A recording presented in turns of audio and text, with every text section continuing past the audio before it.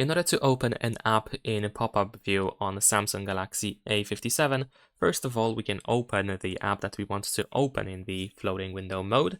And then once you have the app opened, you want to go to Recent or Background Apps. Then you want to tap on the app icon that we have at the top of the app preview.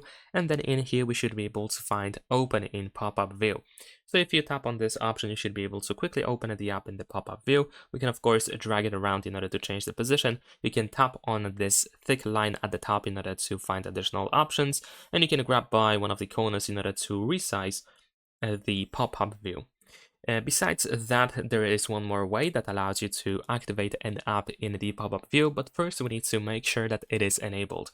So if we go to settings, then over here we're gonna scroll down and we want to go to the advanced features option. Now in here, we're gonna go to multi-window, and then here we have the swipe for pop-up view option, which we need to enable. Also, we can tap on the option itself in order to find out how this gesture works, and also we can adjust the top corner area. And this is how it works. We just have to grab from the upper right corner inwards, and there we go. We can open in the pop-up view. You can also grab from the upper left corner instead, if that's more convenient for you.